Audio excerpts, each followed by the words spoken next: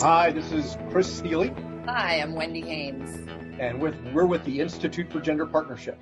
Yes, we are. And we're here to help leaders overcome the limitations of unconscious gender bias that might exist in your business.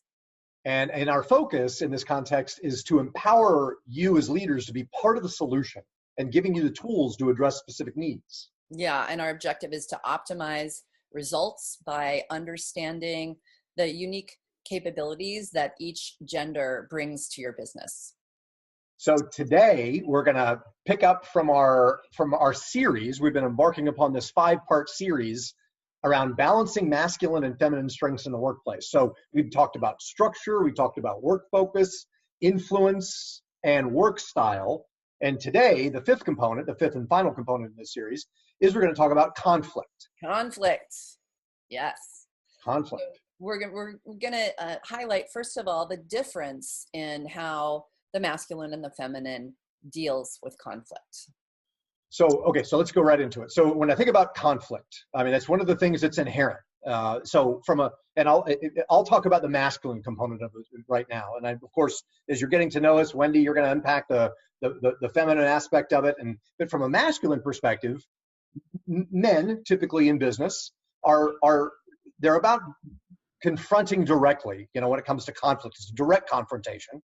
And they're really factually oriented. They're confronting directly based on the facts. And if you think that falls in line with what we talked about before around kind of a convergent level of thinking. And the masculine level of thought oftentimes will seek closure to the conflict as well. And they don't take the conflict personally. So that's some distinctions to make around the masculine side. Right. And the feminine side, on the other hand, approaches conflict typically much more indirectly. The feminine will use indirect approaches. Feelings as well as facts are important to the feminine in the realm of conflict. And sometimes the feminine will hold on to hurt feelings rather than not take it personally as the masculine does. So as we look at conflict in business, it's actually a healthy and important thing. Right. It's funny because as you're saying that, Wendy, as I'm kind of processing what I said and then bringing in what you say, it's important for us as leaders, for all of us that are engaging in this process, to be aware of our experience with conflict in the workplace. And you're right, Wendy, you need that conflict because teams that are lacking in trust are frankly oftentimes incapable of having good, healthy debate, good, passionate debate, and being able to look at things differently, causing members of the team to avoid that conflict and replacing it with kind of an artificial harmony, kind of a delusion, like a smoke screen. So in a work setting where team members don't openly express their opinions, then poor decisions often result from that. So when you're working with teams, it's really important to understand that conflict is productive. It is productive, and we get to understand that and then manage it effectively from this balanced perspective. Yeah.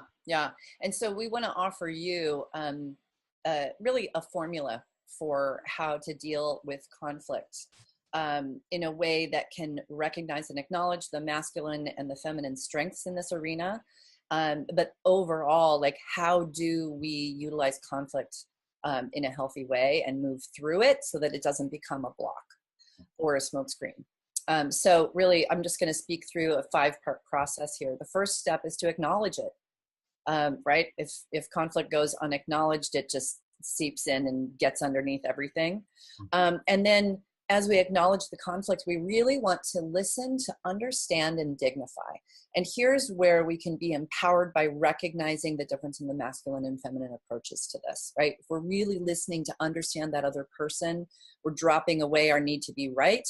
And we really want to be curious to understand and to recognize, their experience of this, their point of view is totally valid, right? So we get all of it out on the open. We can recognize difference. That's the third step. It's like, okay, great. We've got difference here. Let's look at it all. Let's recognize it. And then the fourth step, if needed, repair, right? If anything needs to be repaired, then we can do that in this fourth step. And then finally, the fifth step is to refocus. So we're going to refocus on our common goal, right? We're here, we're a team, we're working together, we have a common goal. In that, we want to build that common ground and create that collective plan to move forward. Love it. Love it. So the construct is there. I mean, I'm sure y'all wrote that down, the 5-part construct, managing conflict, not avoiding it, but realizing that it is productive. It must be productive. And we as leaders got to make sure that it is. Great.